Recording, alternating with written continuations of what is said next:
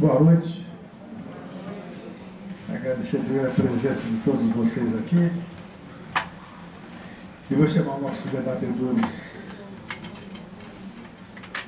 Dr. Bernardo Wisner, professor de metodologia científica da Faculdade de Casper Líbero, foi professor da Faculdade de Educação da USP, Escola de Educação de Empresas da GV, e autor do ensaio Sagrado e Profano na TV Brasileira, e debatedor com muita frequência aqui, sempre solicitado a sua volta. E a doutora Maria Rosa Spinelli, que o não... está lá. Psicóloga clínica, doutora pela PUC em São Paulo, foi presidente nacional da Associação Brasileira de Medicina Psicossomática, pesquisadora em saúde pública e psicologia clínica, supervisora de casos clínicos e professora em pós-graduação. Vou passar a palavra primeiro para a Rosa.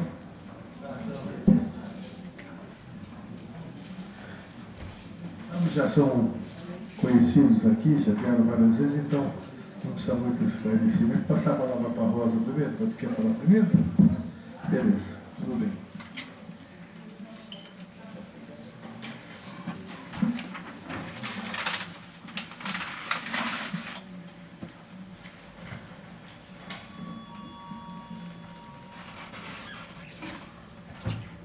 Alô? Bom, é um prazer estar aqui, agradeço o convite, é uma honra estar com o Bernardo também. E, então, é uma honra estar com vocês de novo, tem algumas pessoas que eu até recordo um pouco o rosto. Do que é que nós vimos, né? Que filme é esse que nós vimos hoje? É um filme que, às vezes, confunde a nossa mente pelo processo todo que passou há tanto tempo e parece que ele tem várias coisas que são atuais. Então eu fiz algumas considerações. Quem é Celestine, né? Celestine é uma mulher ambiciosa, sensível e que é sempre cobiçada pela beleza. Ao que eu pude perceber, ela é migrante, né? Ela é de Paris, né? E o filme se passa na Normandia. Ela tem uma coisa de migração, né? E quando ela sai de Paris e ela vai para o interior, ela não se conforma com o emprego que arruma fora de Paris, que lá ela teve, inclusive, uma relação muito próxima com um patrão, o filho de uma patroa, né? E que, de alguma forma, existia um carinho, um afeto que ela não consegue sentir nesse mesmo local onde ela vai trabalhar. O que o filme relata, o que ela conta, né, porque o filme é relatado por ela, são episódios assim de muita sensibilidade.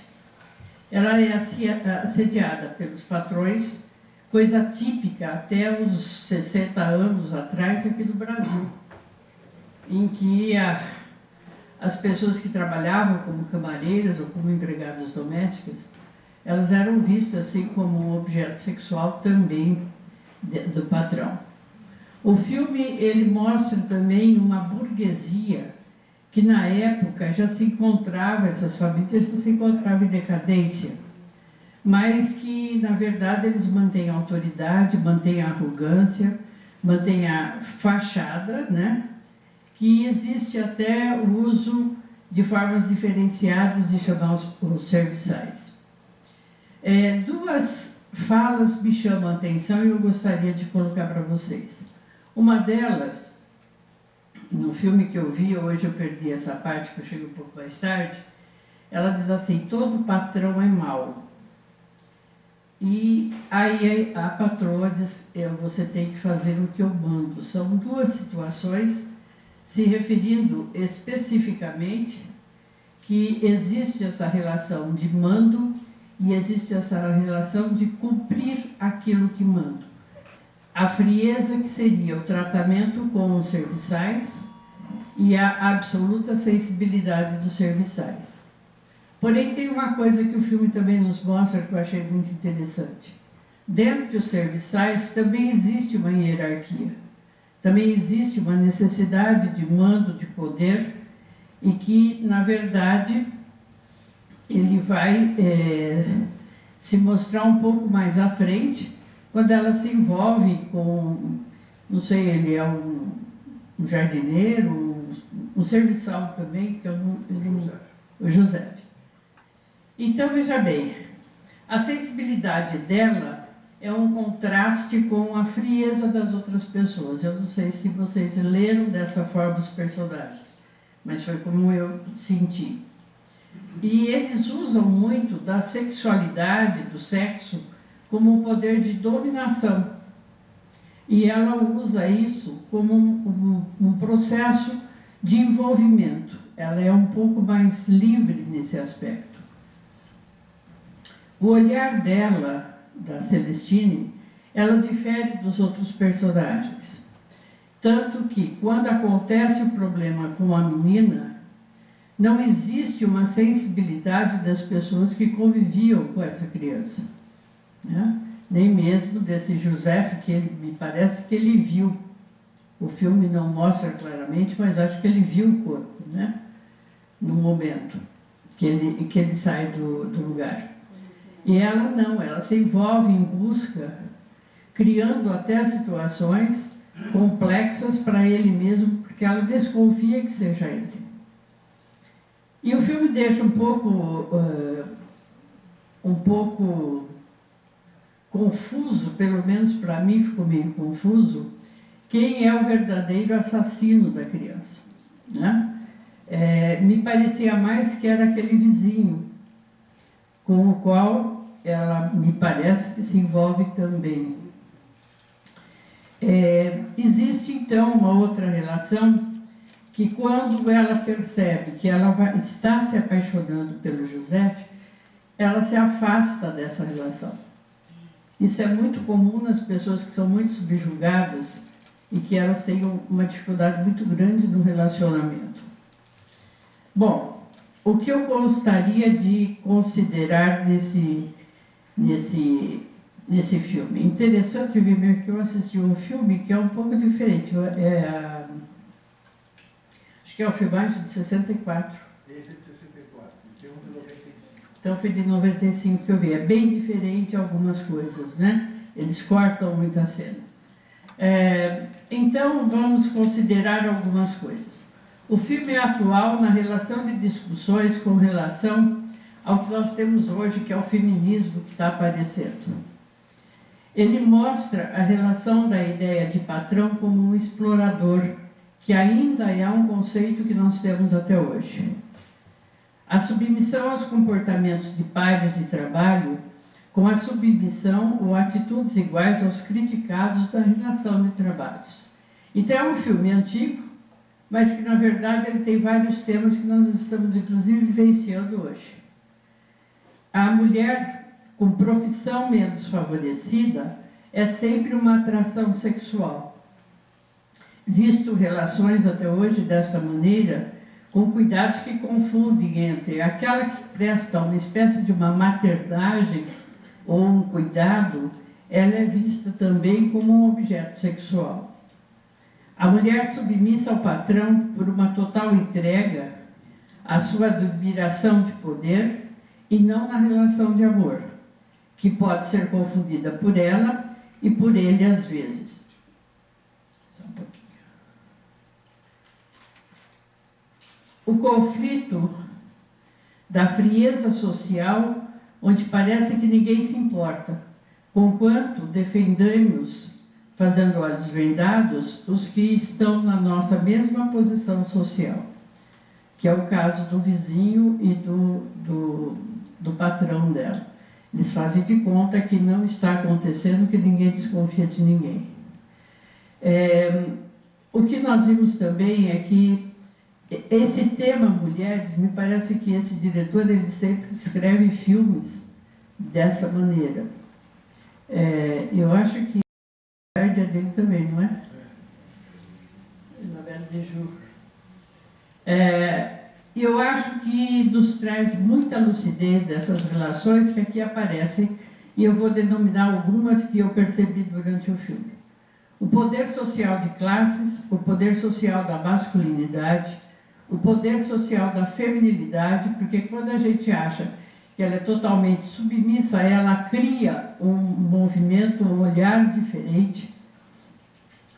A submissão aos poderes e pensamentos contrários, a aparência fria das relações, o sexo nas relações disfarçadas por submissão e tomada de poder, a justiça diferenciada dependendo do réu. Eu acho que é o que eu consegui ver desse filme e o que eu consegui sintetizar. Ok?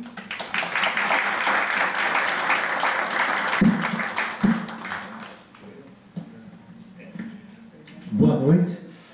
Mais uma vez, obrigado aí pela lembrança do meu nome. Eu creio que eu já estou há mais de 10 anos aqui, né, Bíblia?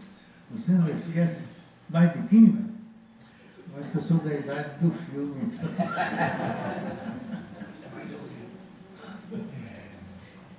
Bom, eu gostei muito das considerações feitas pela minha colega Maria Rosa, né?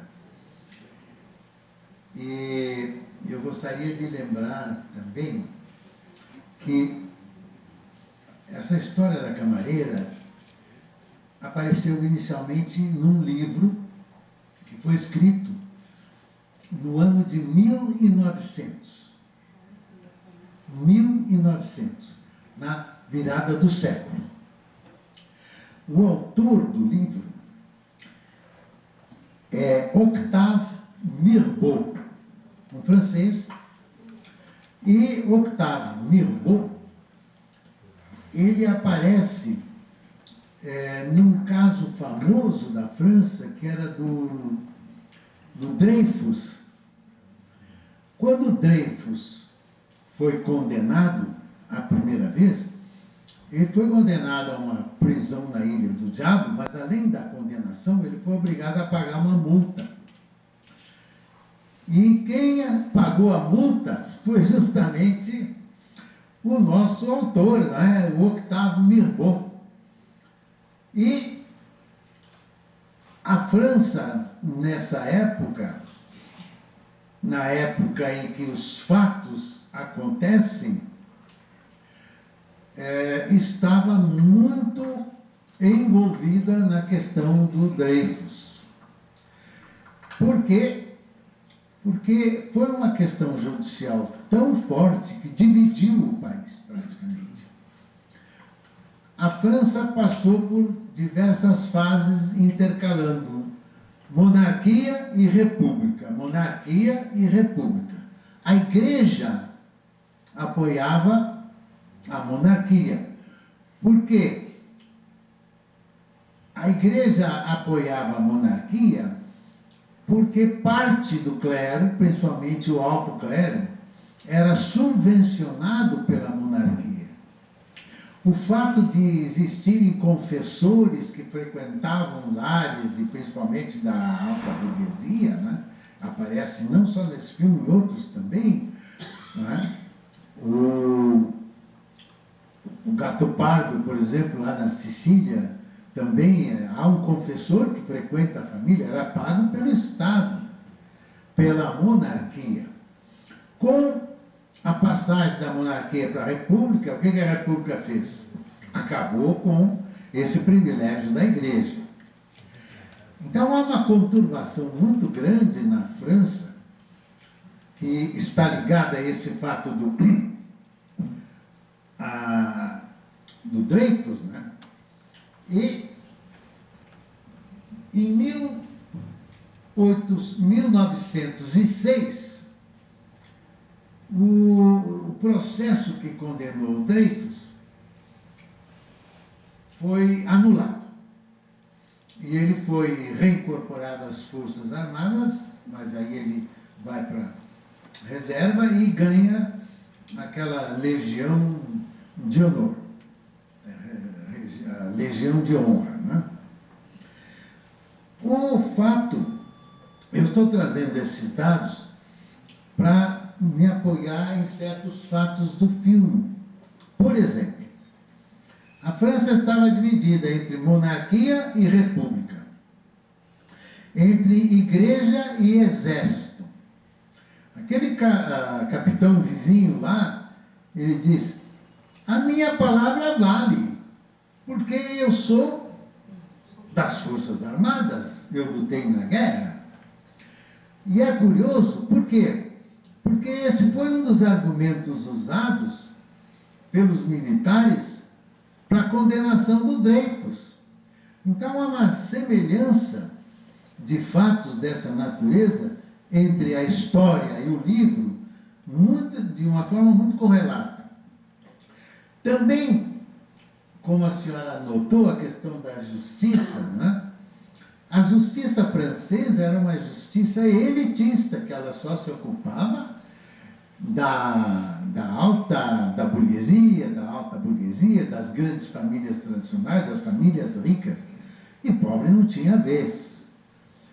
Há uma cena no filme em que ela vai à delegacia, que ela pretendia fazer uma queixa do assassino, provável assassino da menina Claire, né? E ela fica andando de um lado para o outro e eles nem tomam conhecimento. Quando ela diz que quer falar com o juiz, o que é? Ela explica: não, ele não está, não pode recebê-la. Quer dizer, isso é muito do Buñuel. Buñuel dirige o filme. E o Buñuel, ele é contra o cinema americano, né? Ele é contra o cinema industrial. Ele quer um cinema aberto, livre, em que a imagem fala mais do que o diálogo. Então, nesse filme estão reunidos elementos da história, da literatura francesa, da sociologia de classes na França. Estão reunidos outros elementos a mais, inclusive essa visão estética de mundo que o Buñuel tem. Comparando o filme com o livro, há diferenças, principalmente o fim. Não sei se vocês estão lembrados do final do filme. Com quem que ela se casa? Com o capitão. Mas no livro não. No livro ela casa-se com o Joseph. Por quê? Porque o Buñuel, ele não estava muito preocupado com essa questão se é verdade ou não é verdade. Há outras versões do filme. O filme tem pelo menos 3 versões. E o Diário de uma Camareira é um texto literário dividido em 16 partes, aparentemente cronológicos. É porque ele vai e vem. Ora, então ela conta vários casos. Um dos casos foi filmado, que é o que nós assistimos. Mas há outras histórias que ela conta, mas estão no livro e não aparecem no. Então o Buñuel escolheu essa versão do livro. Enquanto que os primeiros filmes feitos, por exemplo, existe um primeiro filme, provavelmente, foi feito pelo Jean Renoir. E a atriz era Paulette Goddard, que faz o papel da Jeanne Moreau. E agora, recentemente, em 2015, foi feito novamente. Parece que existe até uma 4ª versão do filme. Agora, cada diretor olha pela janela que lhe interessa. Imagina e recria o filme à sua moda. Mas esse fato de uma certa, que ele é aparentemente dúbio, aparentemente inconclusivo, é muito do Buñuel. Não é? É muito. Ele era amigo de Salvador Dalí, ele era amigo daqueles famosos pintores que frequentavam Paris, tinham seus manifestos assim muito avançados. Então, realmente, para falar falar do filme, a gente precisaria de muito mais tempo e mais pesquisa até. Muito obrigado. Só uma coisa.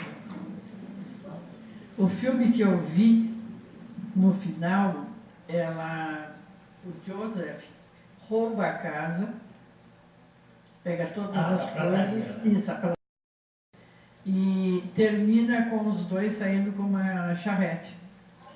Não, mas isso não tem no livro, não tem final. A gente não sabe o que aconteceu. Ele é diferente, realmente. Bom, esse filme para mim é um filme, a impressão que dá que nós estamos num filme que dá a impressão que estamos lidando com um esquizofrênico, né? Porque não há diálogos, né? As pessoas não conversam umas com as outras, elas falam para as outras, mas não tem a mínima troca. O filme causa até mal-estar em muitas cenas, né? O diálogo, como as pessoas se relacionam consigo mesmo falando para os outros. Um filme que mostra personalidades muito egoístas, muito autocentradas, né? Cada um no seu universo e se dando direito a tudo, sem nenhum respeito ao outro. Se a gente, esse filme também eu entendo que o Buñuel ele é uma pessoa que gosta de provocar, de fazer uma caricatura da sociedade, né?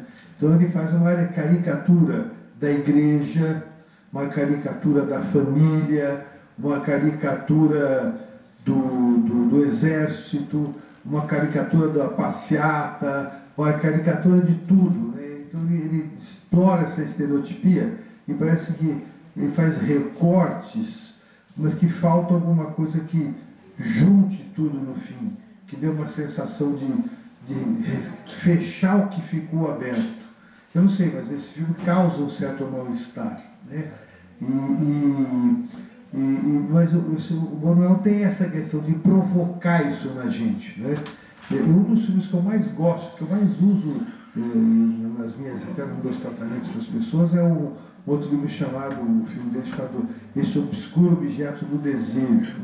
É um filme que também a gente não apanha para compreender, mas só o nome do filme já justifica muita coisa para a gente refletir. Mas então esse filme assim, ele tem um certo mal-estar, ele mostra as pessoas, como as pessoas não se relacionam, né? E isso é uma reflexão para a gente, como a gente muitas vezes está conversando com as pessoas e não está conversando com a pessoa. Está conversando com o espelho, está conversando com o passado, mas não tem uma relação com a pessoa que está na nossa frente. Eu acho que isso é a reflexão mais importante para nós todos pensarmos, né? Eu digo que esse filme é um tratado de agressões silenciosas, né? As pessoas se agridem o tempo inteiro. Tem um casamento de uma mulher que é frígida, não liga, e um homem que também, no fundo, é frígido, e que está sempre chavecando as mulheres assim de uma forma agressiva, de uma forma sem a mínima, não é? Uma coisa que doentia, né? E tem um pai que é fetichista lá com as botas dele, né? E é interessante que a bota acaba sendo um elemento que aparece no filme de duas formas, né? Até como sendo aquilo que leva à condenação ou à prisão inicial do Joseph, né? Então assim, a mulher fala assim, eu não tenho o ciúme dela, eu não quero ter que pagar despesa, né? Assim, mostrando uma frieza das pessoas e que não há o mínimo sentimento, aquele casamento, aquela família, cada um na sua vida e não tendo a relação, né? Uma coisa assim fria, né? E ela também, ela de alguma forma é abusada, mas ela também assim tem uma relação com o Joseph que a gente não sabe se ela é apaixonada ou ela quer descobrir o crime que ela parece que fez a armadilha para descobrir, para prendê-lo. Eu não sei se ela vai na curiosidade, no desafio de fazer justiça, já pré-condenando a pessoa e já armou um jeito dele ser identificado como um assassino. A menina morreu, ninguém sentiu nada. Não houve assim uma comoção com uma criança que é abusada, estuprada, né? Parece que aquilo é uma coisa fria. Se for entender, nos anos 800 da França, as mães tinham seus filhos e não criavam. As mães de Paris davam suas crianças para mulheres do campo cuidarem das crianças até os 5 anos de idade. Tinha pouca relação, isso está no livro de uma escritora chamada Elizabeth Badinter, mostrando como que era realmente hostil a relação, fria a relação de mães e filhos. O livro dela chama-se O Mito do Amor Materno, né? Então fala sobre isso. As pessoas, então, as mulheres tinham os filhos, deixavam com as mulheres do campo para criarem e para devolver depois de 5 anos, o 5º ano. Mas aí elas pagavam mensalmente a manutenção da criança longe de casa. Aí alguém descobriu que seria melhor pagar à vista, né? Aí pagava à vista, e aí as crianças não voltavam, morriam, né? Então assim, havia uma violência contra a criança, uma coisa brutal. Então a França tem essa história, o filme passa em 1900, 100 anos depois dos anos 800, ou menos um pouco. Então assim, realmente assim, retratando como é a frieza daquela sociedade. Acho que o Buñuel mostra isso, até o incômodo para a gente refletir bastante sobre isso, né? É um filme que as pessoas parecem que não existem, são todas zumbis, sem alma, né? Que mais aqui?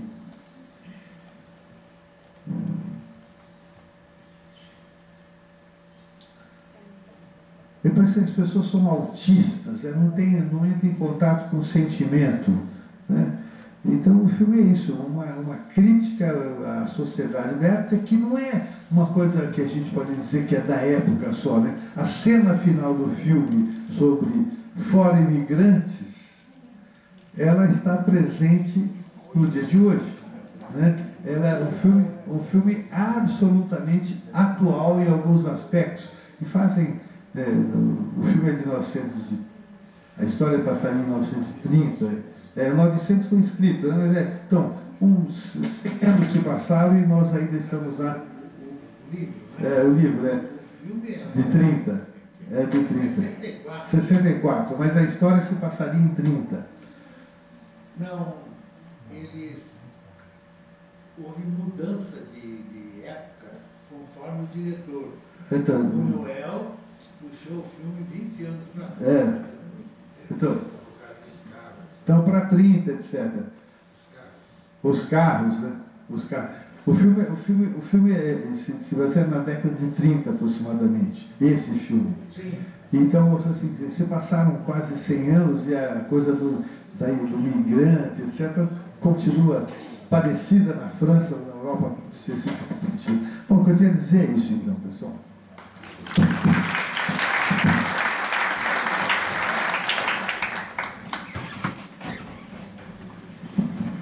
Se alguém quiser fazer pergunta, comentário.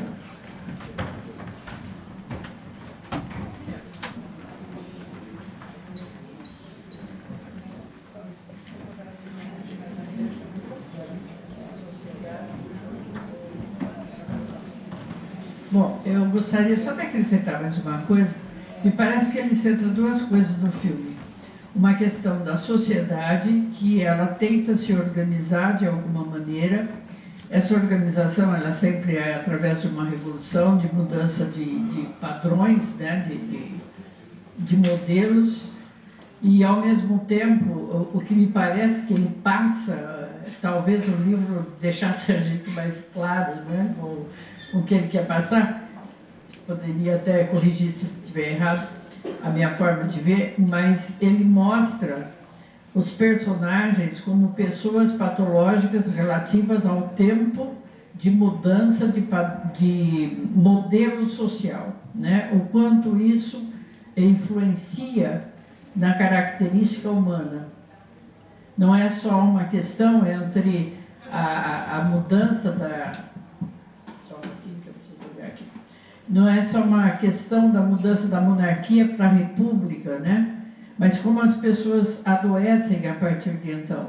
porque mexe no contexto da classificação social de cada um.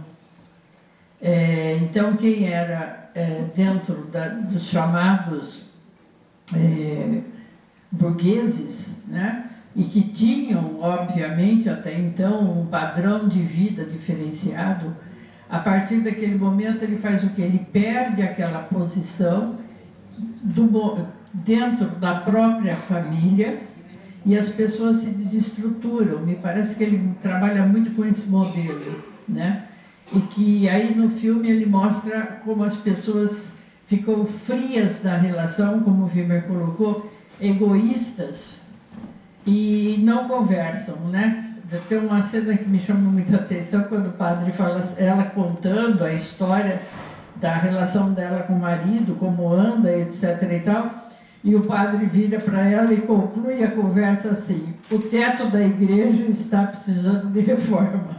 Então,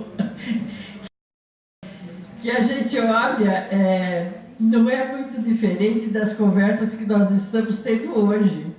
Eu gostaria muito de puxar isso para o momento atual. As pessoas hoje dificilmente elas conversam, elas chegam, falam e se retiram do movimento. A gente tem visto muito isso. As pessoas escutam, mas não ouvem. Eu acho que ele está... É a diferença entre o filme de falar com e falar para, né? Ali eles só falam fala para o outro, mas na verdade é preciso falar com o outro, né? Quer dizer, validar o outro existe, perceber. Se a gente quer levar para um viés político, assim do tipo, esse filme trata da relação patrão-empregado. E o Bernardo levantou bem, mas não era só patrão-empregado. Entre os empregados também havia isso. A relação do próprio clero com as pessoas, né? Então, na verdade, se protesta muito quando na relação patrão-empregado o patrão não vê as pessoas, e é uma verdade principalmente nessa época, até pouco tempo atrás, mas as pessoas não se veem, né? Isso que é forte, né? E é altamente angustiante. Tem uma cena no filme que as pessoas se veem. Olha que interessante. Quando ele chega de mão dada com a Celestine, né? Celestine, e avisa para a patroa que eles vão se casar, é a única cena em que a patroa conversa com eles. Mas aí, você vai ficar? Não, vou ficar mais um pouco, me ajuda a tirar a mesa. Foi o único diálogo que é no filme em que as pessoas olham para as outras. Eu não sei o que mudou ali, mas o fato é que foi o único diálogo que eu entendi ali, que havia uma percepção do outro. Não sei se a senhora viu uma esperança no casamento da outra, né? Porque no Terra não tinha esperança nenhuma. Mas será? Acho que é o ritual, né Wimmer? Existe muita identificação social diante dos rituais. Todos que os rituais são muito importantes da sociedade, que é como eu vejo. A gente está deixando de fazer rituais, e os rituais são importantes, eles são modelos de mudança, eles são modelos de igualdade.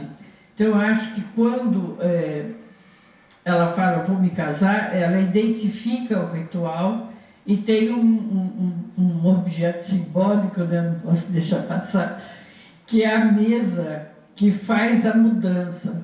Ora, a mesa é vista como local onde as pessoas se sentam, né?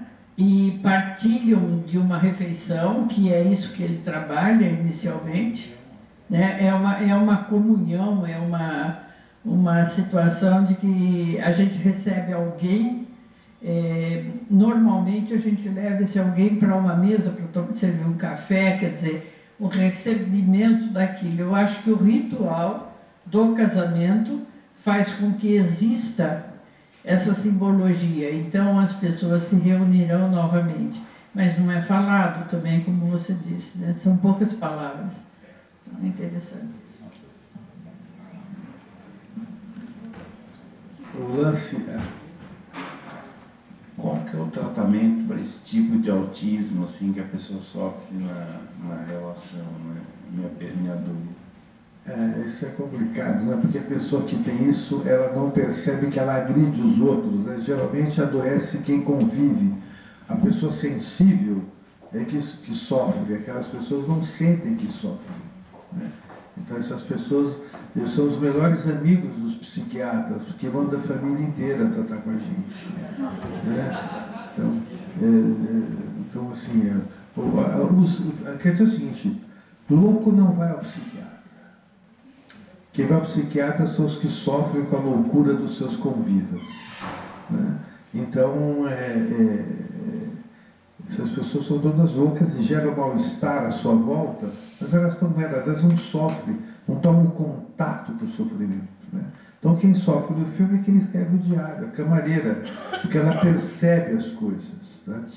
Então, ela é sensível. A única situação que eu percebi no filme que realmente mostra uma relação de carinho, de atenção, de cuidado, foi quando José falou para a menina: olha nos meus olhos. Ali ficou uma cotação, deu uma entonação meio que ele estava querendo a menina. E ela retira a menina daquele ambiente da cozinha e protege a menina num canto. Ali eu vejo como uma relação de carinho, de amor, de cuidado. Dela ou dele? Dela. Porque da camareira. Porque possivelmente ali que ela levantou a possibilidade de que ele viria fazer algo errado, né? Sim. E ela retirou a menina e colocou quietinha ali enquanto ela continuava o seu trabalho. Doutor Bernardo, será que a figura do marido, como foi colocado, era o momento de uma transição da monarquia para a república, a gente percebe que esse camarada não se encontrava, ele não era nem monarquista nem republicano. Na família ele não era nada, ele queria ser alguma coisa e não sabia o que ele queria ser. Ele era rejeitado pela mulher. O momento que ele quis se impor foi com o vizinho, depois ele não teve coragem de continuar. Ele era um sujeito perdido, né? Ele era um sujeito perdido naquela família. Ele só sabia jogar baralho, não servia para nada, ele estava procurando o caminho dele. Será que tem assim alguma coisa, nesse período de mudança, esse personagem representou alguma coisa nesse sentido? Politicamente? Tanto nos romances como em outros filmes que falam dos tempos da monarquia, quando os casamentos eram combinados, muitas vezes o príncipe herdeiro tinha 5 anos de idade, mas os pais já definiam que ele iria se casar com uma menina de uma outra dinastia. Eles tinham que esperar até a maioridade para o casamento. Na França, essa aristocracia era muito dada a programar, comprar casamentos, porque a noiva, aliás, a gente vê isso no filme, ela recebia um dote. Então o casamento não era baseado no amor, o amor livre, o amor que posteriormente os governos republicanos abriram essa liberdade. Cada um escolhe quem, e a gente sabe até onde isso aí anda hoje. Mas, naquela época, havia casamentos que eram apenas formais. Era o ritual da igreja. Ponto final. Não é nada. Perante a sociedade estavam casados. Então é muito frequente encontrarmos na literatura e também no cinema até rainhas que tinham amantes, reis que tinham, fazia parte da corte, né, essa fofoca de que fulano ou fulana era ou o amante do rei ou o amante da rainha. Né? Eu acho que ele quer lembrar com isso que há uma situação que vinha se prolongando até os dias atuais do fato. Então, eu penso que essa representação desse marido é apenas uma figuração do que foi uma realidade durante muito tempo ao longo de grandes períodos monárquicos que atravessaram a Europa, não só a França. É o que eu penso. Eu não consegui entender. A menina era filha de algum empregado, era da vizinha, porque ela veio lá à noite, isso não me ficou claro. E Era também, sobrinha de alguém, não sei quem. No livro, não tem essa menina, a Claire. A Claire, da maneira como nós assistimos, é a criação do Buñuel no cinema. Dentro do surrealismo dele, ele faz o que ele quer, porque ele já tinha feito o Cão Andaluz, que ele é um clássico do cinema, que ele corta um olho, né? Então, o Buñuel, ele de vez em quando repetia fatos ligados, ou próximos, ou assemelhados a filmes anteriores dele. Essa menina não existe no livro. outra coisa também, quando ele disse aquela senhora, ele pede para que a menina fite nos olhos, e ele chega a querer esganá-la. Ela olha assim, e parece que ele vai matá-la, assim como eu já, olha, um dia eu vou, se você não fizer meu interesse, o meu prazer está crescendo, eu vou te matar. Ele já fez uma ameaça para a menina, naquele momento. E me parece que a Celestine entende, sacou também. Eu acho que isso é por conta do surrealismo do Buñuel. Bom, não é pouco interpretável, né? A gente viaja na maionese. Posso só colocar uma coisa que acho que também está me passando agora. Como ele gosta muito de focar no papel feminino, né? E não esse papel feminino doce, tranquilo, cheio de valores, etc. e tal. Me parece que ele sempre quebra essa imagem feminina.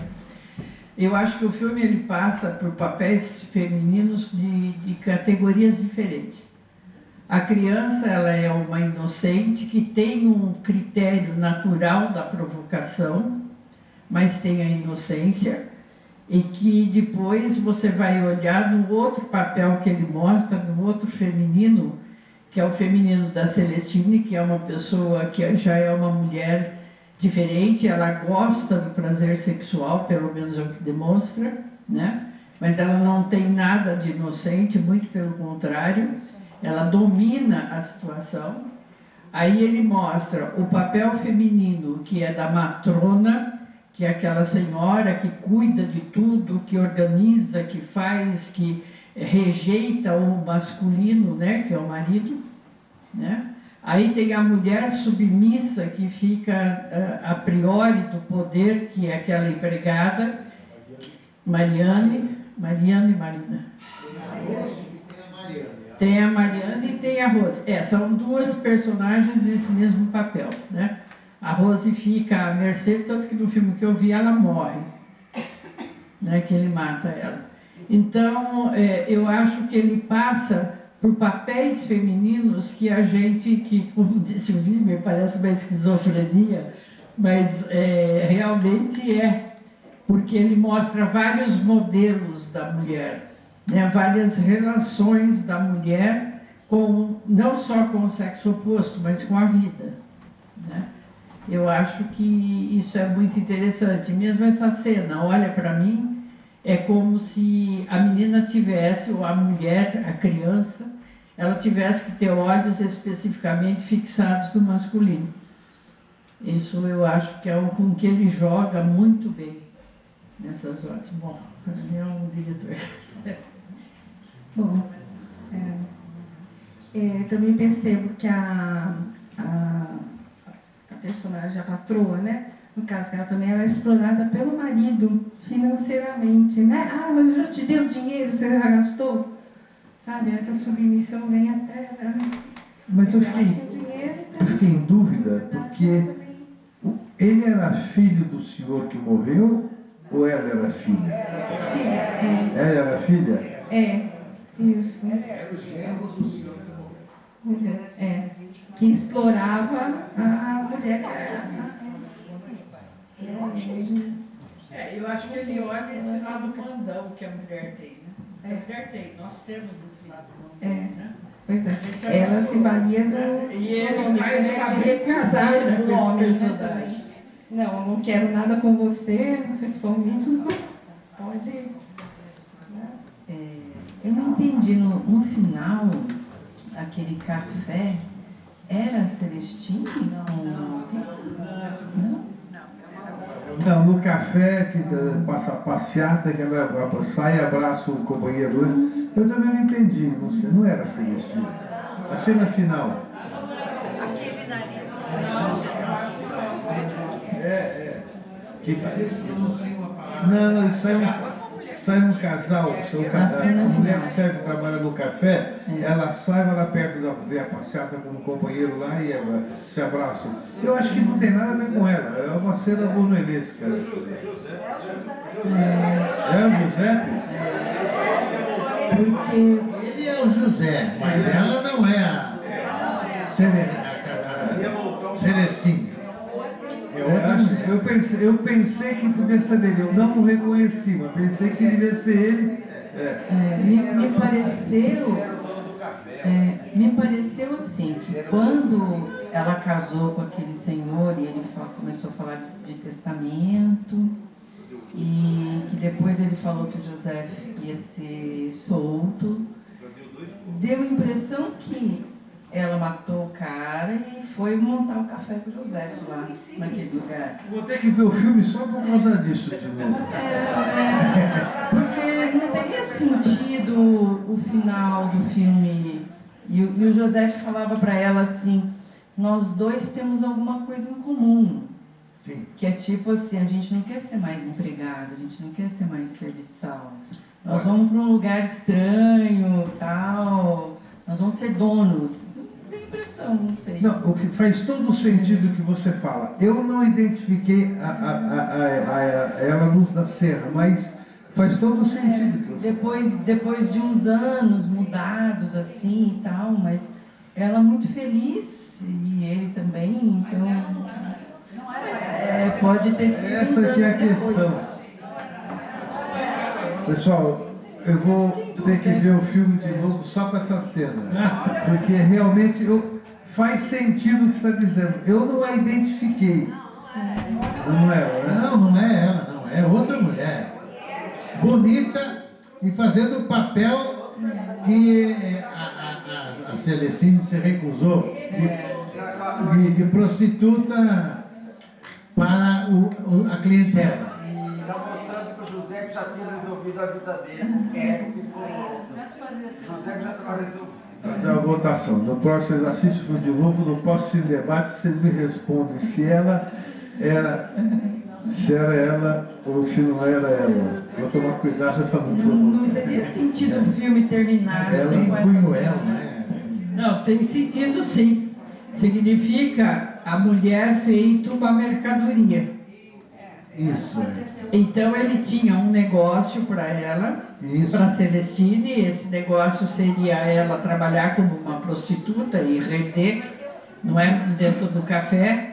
Como ela não se casa com ele faz a troca. Ele pega uma outra Exatamente. pessoa e executa o sonho dele, que aí vem de novo a relação do poderio do homem dessa época, né, que é basicamente isso, e a mulher que sempre se submete. Eu acho que é isso que ele está mostrando. Então talvez ele tenha. Olha que detalhista aí. Eu vi porque o professor Bernardo falou, repara aqui, aí a gente voltou a cena. Então ele arrumou outra que concordou com o objetivo dele. Gente, é preciso entender que o diretor do filme chama-se Luiz Buñuel. Ele faz o que ele quer. Por acaso vocês perceberam no filme a figura de Adolfo Hitler? Do bigodinho do Hitler? Ele colocou o Hitler, que era aquele juiz que estava julgando, ele coloca Hitler como juiz, julgando os dois vizinhos. Mas isso é Buñuel, ele é surrealista. E também a menina Claire, que morreu, uma hora era Chapeuzinho Vermelho. Não era? Chapeuzinho Vermelho. Chapeuzinho, pulando lá na mata. E o coelhinho pulando. Exatamente, o coelhinho pulando.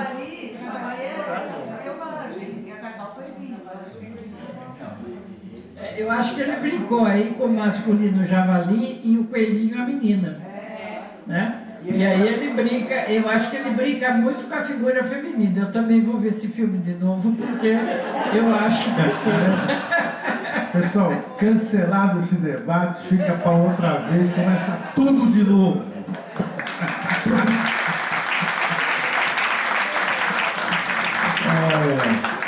Esse é o Manuel.